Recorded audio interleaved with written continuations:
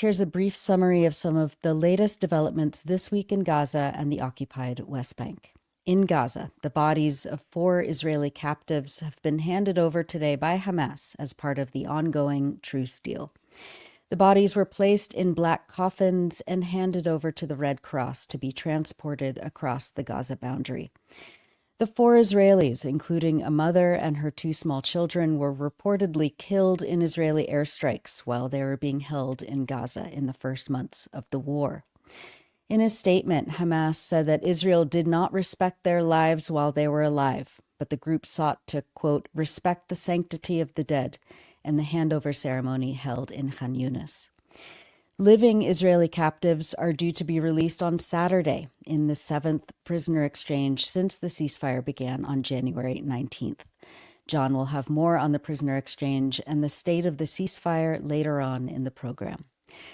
Nevertheless, as we've reported, Israel has committed more than 260 violations of the ceasefire terms, according to Palestinian security services. These violations include targeting Palestinians who are returning to their homes, targeting civilian vehicles and heavy equipment, carrying out incursions and bulldozing operations in the eastern areas, demolishing homes in the southern city of Rafah, flying drones across Gaza outside the hours under the terms of the agreement, and carrying out more than 130 aircraft sorties overhead. Euromed Human Rights Monitor this week documented Israeli quadcopter drones broadcasting recorded messages intending to threaten and frighten Palestinians in Gaza. Some of the messages warn of a, quote, second and third Nakba, referring to the initial expulsion of Palestinians from their lands in 1948.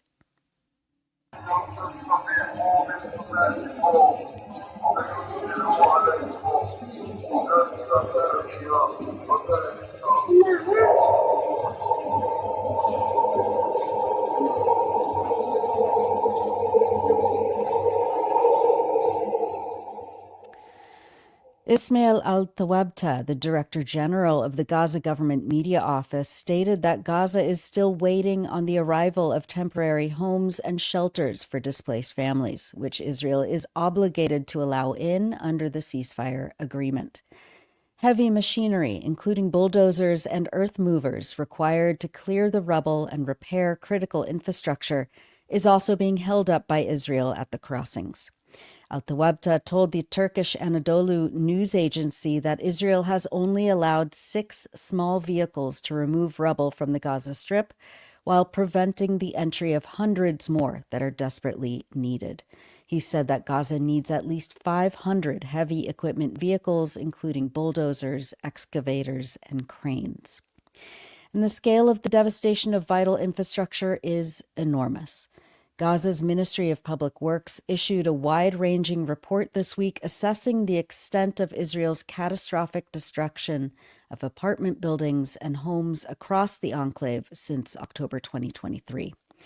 According to the ministry, approximately 170,000 housing units have been destroyed and 80,000 housing units remain unfit for habitation. The number of completely demolished or severely damaged housing units is expected to exceed 280,000. Meanwhile, the international agency Oxfam reports that Israel, quote, balks in approving the necessary supplies to repair or replace the nearly 1,700 kilometers of water and sanitation networks that have been destroyed by Israeli attacks. Oxfam stated this week that, quote, the picture remains extremely bleak and dangerously critical, especially in the North Gaza and Rafah governorates.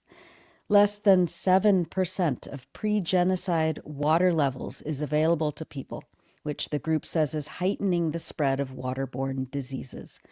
Quote, as fragile ceasefire negotiations hang in the balance, any renewed violence or disruption to fuel and the already inadequate aid would trigger a full-scale public health disaster.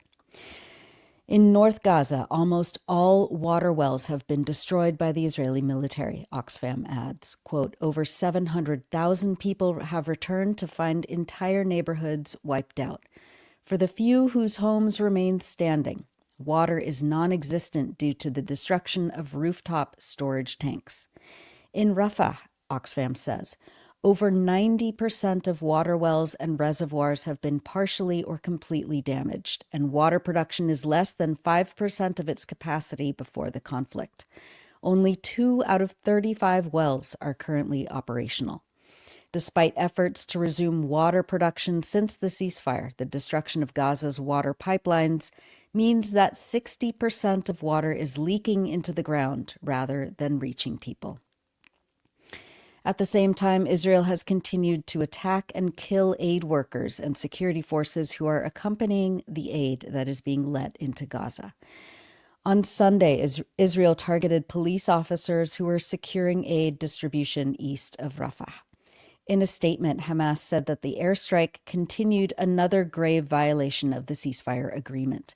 The statement added, quote, "This crime, along with this breach of the ceasefire, adds to the occupation's ongoing refusal to uphold the terms of the agreement." The latest example of this was the occupation's statement today declaring that it will not allow the entry of mobile homes and heavy machinery, despite previously committing to doing so and informing mediators of this agreement at the end of last week. Israeli media released a video on Wednesday of armed and masked Israeli guards leading the director of Kamal Adwan Hospital, Dr. Hussam Abu Safia, a pediatrician, in handcuffs and leg shackles, ostensibly at Ofer prison, where he has been held since early January. Abu Safia was abducted by Israeli soldiers from his hospital, along with his colleagues and patients, on December 27th. Israeli Channel 13 broadcast an interview with Abu Safia at the prison and, according to his family, quote, deliberately rephrased and distorted his statements.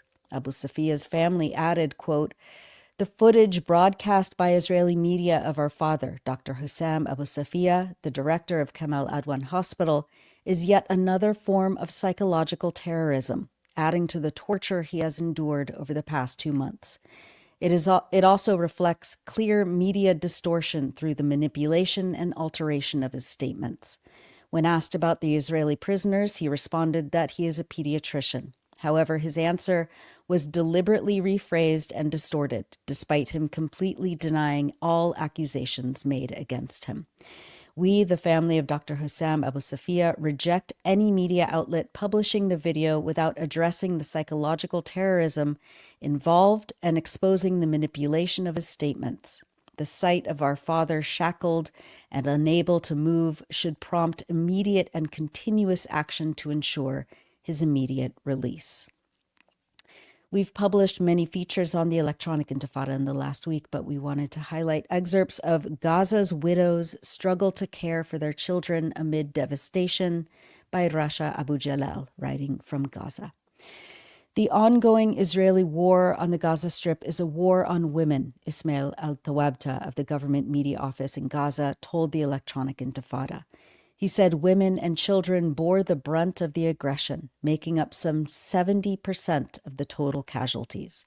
According to the UN, at least 17,000 children lost their fathers or both parents during Israel's 15-month genocidal aggression. In response, volunteers established Al-Baraka camp for displaced widows and their children last April in the Al-Mawasi area of Khan Yunis to provide widows and orphans with a safe environment. The camp's director, Mahmoud Kalak, said the camp came into existence because of appeals from widows to provide them with their own shelter due to a lack of available tents and severe overcrowding in other shelters. The camp currently houses about 70 widows and their children. According to Kalak, the camp provides daily meals, drinking water, and limited electricity to charge phones and lighting. Abla Mansour, 36, whose husband was killed in an Israeli attack last April, lives in the camp with her 3 children, 4, 10, and 12. Quote, "Sometimes I have to sleep hungry to leave food for my children," she said in early January.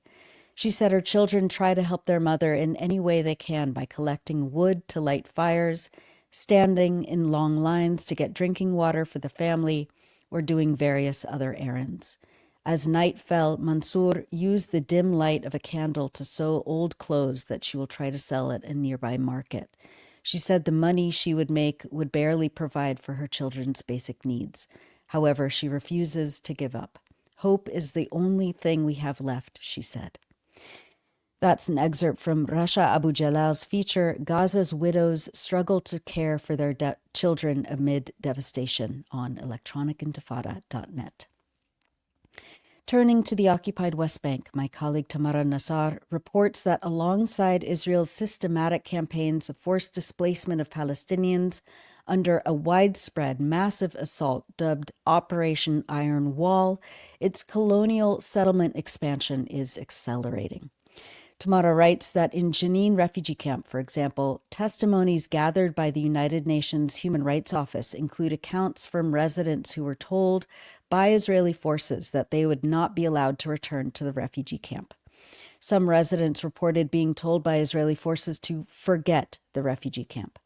The agency even reported receiving photos from Jenin refugee camp showing, quote, freshly bulldozed roads with new signs apparently giving several streets Hebrew names. This must be understood in a broader context alongside statements and actions by Israeli officials signaling a push toward annexing the occupied West Bank. Israel's civil administration, the bureaucratic arm of Israel's military occupation, published a new proposal to build nearly 1,000 new housing units in the 𝐓𝐡𝐞 settlement, which looms over the Palestinian city of Bethlehem. If this is done, it would increase the Jewish-only population of the colony by 40%, according to Peace Now, a settlement watchdog group based in Israel. Tamara adds that during the course of Israel's Operation Iron Wall, which is approaching its 1-month mark, Israel has killed at least 44 Palestinians, including children, and injured many others, according to the UN Human Rights Office. Other human rights groups have estimated the number killed to be higher. The military assault, a coordinated effort involving Israel's military, domestic spy agency Shin Bet, and Israel's border police, includes the deployment of Israeli snipers in residential neighborhoods, home raids, the arrest of youth, aerial bombardments, and the destruction of buildings and critical infrastructure, such as water, electricity, and sewage systems. On February 12th, Israeli forces killed a Palestinian child in the Nur Shams refugee camp and then confiscated his body. Mohammed Ghassan Abed, 16, was in the schools area on the western side of the camp. Defense for Children International Palestine could not conduct a full field investigation as Mohammed's body was confiscated, leaving the method of his killing unknown, as is the nature of his injury. A 15-year-old Palestinian boy died on February 17th from wounds he sustained on three weeks before when he was hit by a shrapnel from an Israeli drone strike targeting a nearby vehicle.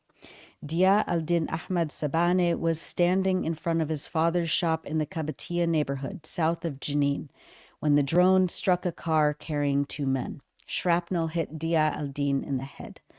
He remained in a coma, and doctors were unable to operate due to the severity of his injuries until he succumbed to them. Sabane's death brings to 14 the number of Palestinian children killed by Israel in the occupied West Bank since the beginning of the year, more than half of whom were killed by drone strikes, while most others were killed by live ammunition. For more, read Tamara Nassar's report, Palestinians Forced to Flee U.S. Armed Israeli Military in West Bank, on electronicintifada.net. Meanwhile, Israel has attacked several schools for Palestinian children in refugee camps across the occupied West Bank as part of its plan to close the operations of the UN Agency for Palestine Refugees, UNRWA. In occupied Jerusalem, Israeli police raided the Jerusalem Elementary School in Silwan, right outside the gates of the Old City, on Tuesday. According to witnesses, Israeli forces interrogated school administrators, including the principal, during the attack. A boys' school in the Wadi al-Joz neighborhood was targeted as well, as Israeli forces expelled students from their desks and forced the staff to close the school. Israeli troops also raided and stormed a vocational training school in Kalandia refugee camp, firing tear gas and sound bombs with 350 students and 30 staff present. Stefan Dujarric, the spokesperson for the UN Secretary General, said that, quote, The use of tear gas and sound bombs in educational environments while students are learning is both unnecessary and unacceptable, adding the attacks are, quote, a clear violation of Israel's obligation under international law. Finally, as we always do, we wanted to share images of people expressing determination and resilience in the aftermath of Israel's 15-month campaign of destruction. Last weekend, 22-year-old Adel Tassir Sobeh was released from Israeli detention as part of the prisoner exchange. He was abducted by Israeli forces from Al-Shifa Hospital in Gaza City in March 2024.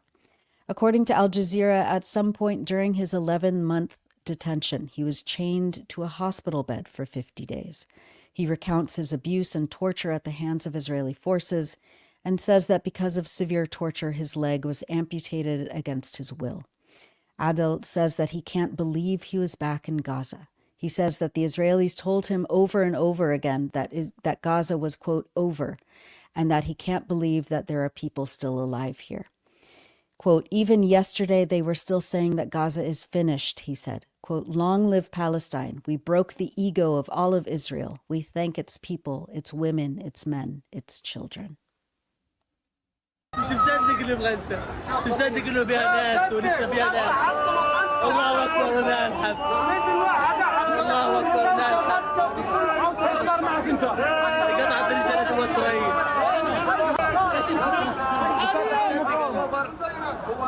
انا مش مصدق اللي انا اصلا بغزة انه في ناس اصلا بغزة. كانوا وجونا من وجهة نظر انه غزة خلاص انتهى. حتى امبارح انه غزة انتهى. مش مصدق الاشياء هذا. تحيا فلسطين، والله تحيا فلسطين. والله كسرنا شوكة كل اسرائيل، كل شوكة كل اسرائيل.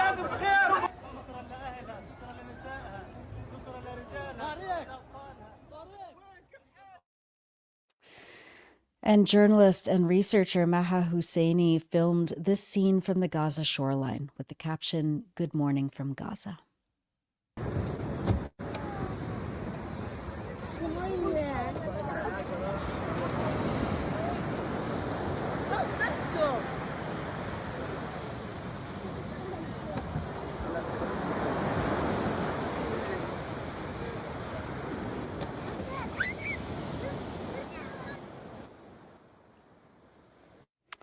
And that's it for the news roundup. As always, go to electronicintifada.net for much more, especially to read our new features by our brave writers in Gaza.